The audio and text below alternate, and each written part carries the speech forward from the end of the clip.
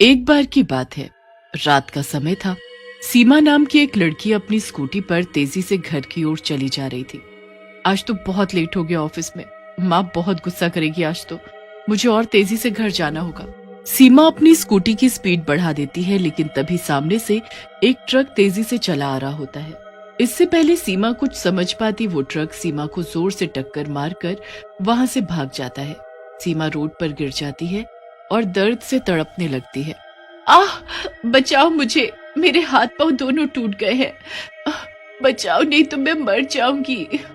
सीमा की चीखें सुनकर वहां काफी लोग इकट्ठा हो जाते हैं, लेकिन सीमा की कोई मदद नहीं करता।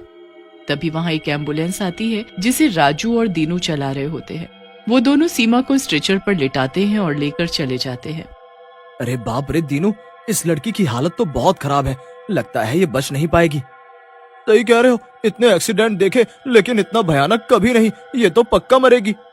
तभी दीनू के मन में एक भयानक ख्याल आता है और वो बोलता है, भाई एक बात बोलूं, अगर तू गुस्सा ना कर, मैं तो कह रहा हूँ ये लड़की मर तो रही ही है, क्यों ना इसके शरीर के अंग बेच दे, हमें अच्छा पैसा मिल जाएगा। दीनू की बात सुनकर राजू मुस्कुराते हुए कहता है, सही बात कह रहे हो दीनू भाई, इसे मरना तो है ही, क्यों ना हमें अमीर बनाकर ही इस दुनिया से जाए। राजू और दीनू की बात घायल सीमा सुन रही होती है।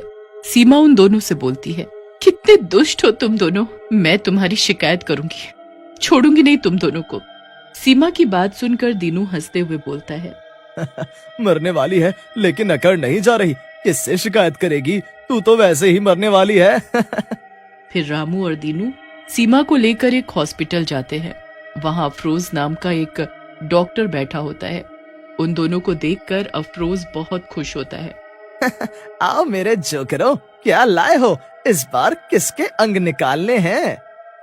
डॉक्टर साहब आप भी बहुत मजाकी, आओ इस बार का माल देखो, इसका एक एक अंग आपके काम का है, बहुत पैसा मिलेगा हमें।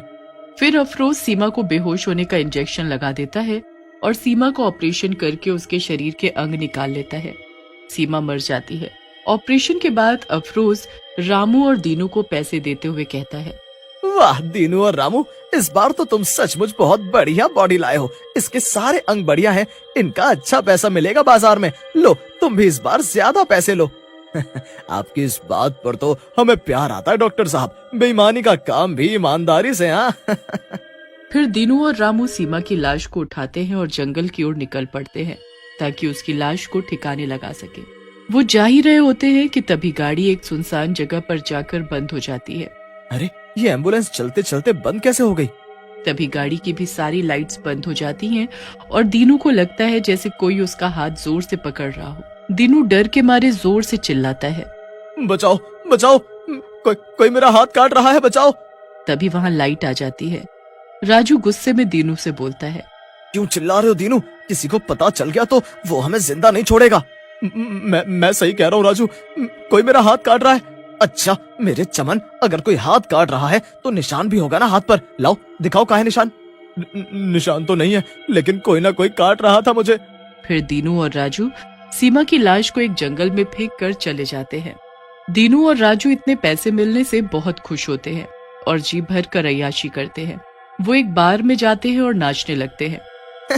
मजा आ गया दीनू भाई, इस बार के सामान में पैसे अच्छे मिल गए। सही कह रहे हो, उस लड़की के अंगों का अच्छा पैसा मिल गया हमें। राजू और दीनू नाच रहे होते हैं कि तभी दीनू को वही सीमा लड़की दिखती है। पहले तो वो उसे नजरों का धोखा समझकर कुछ नहीं बोलता। तभी दीनू को जोर से थप्पड़ लगता है और वो गिर जाता है। मत मारो मुझे माफ कर दो, मत मारो। दीनू की हालत देखकर बार में बैठे और लोग भी हंसने लगते हैं। राजू दीनू को वहां से लेकर उसके घर की तरफ भाग जाता है। दीनू तुम कुछ दिन आराम कर लो, लगता है काम करके थक गए हो, नहीं तो एक दिन पागल हो जाओगे। फिर राजू दीनू को घर में सुलाकर वहां से चला जाता है। दीनू सो रहा होता है, तभी उसके सपने में सीमा चुड़ैल के रूप में आती है और बोलती है, दुष्ट, मुझे मेरा दिल वापस दे, नहीं तो मैं तुझे जिंदा नहीं छोड़ूंगी। ऐसा कहकर सीमा दीनू का गला दबाने लगती है। दीनू उठ जाता है लेकिन उसे कोई नहीं दिखता। अगले दिन वो रात की सारी घटना राजू को बताता है, जिसे सुनकर राजू भी घबरा जाता है। दीनू तेरी बातें सुनकर तो मुझे भी डर लग रहा है, हमें डॉक्टर अफरोज से इस बारे में बात करनी चाहिए और सीमा के दिल को ढूंढना होगा। फिर राजू और दीनू डॉक्टर अफरोज से मिलने के लिए उसके हॉस्पिटल जाते हैं। लेकिन अफरोज के हॉस्पिटल के सामने बहुत भीड़ लगी होती है।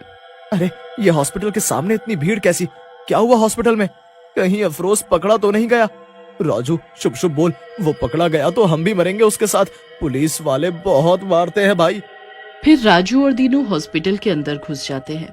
हॉस्पिटल में अफरोज की लाश पड़ी होती है और उसकी लाश में से दिल गायब होता है। राजू वहाँ खड़ी नर्स से पूछता है, अरे नर्स जी, ये डॉक्टर अफरोज को क्या हो गया और उनके शरीर की ऐसी हालत? पता नहीं भैया, रात में किसी ने इनको मारकर इनका दिल चोरी कर लिया। पता नहीं कौन था वो, जिसे बिल्कुल दया नहीं आई, मार दिया इन्हें। फिर राजू और दीनू चुपके से अफरोज के केबिन में घुस जाते हैं और उसकी डायरी को उठा लेते हैं और डायरी उठाकर हॉस्पिटल से बाहर आ जाते हैं। राजू डायरी देखने लगता है और खुश हो जाता है। दीनू भाई, अपना काम बन गया। इस डॉक्टर अफरोज ने जिसे जिसे अंग लगाए हैं उसका पता इनमें दिया है। फिर उस रात दीनू और राजू एक साथ दीनू के घर पर ही सो जाते हैं। रात में सीमा चुड़ैल के रूप में वहां आती है और दीनू को उठाकर पटक देती है। दीनू जोर से गिर जाता है। अरे मार डाला, मेरी कमर टूट गई, मुझसे तो उठा भी नहीं जा रहा। आह! दीनू का चिल्लाना सुनकर राजू भी उठ जाता है और सामने चुड़ैल को देखकर घबरा जाता है। चुड़ैल, मुझे छोड़ दो, मत मारो मुझे।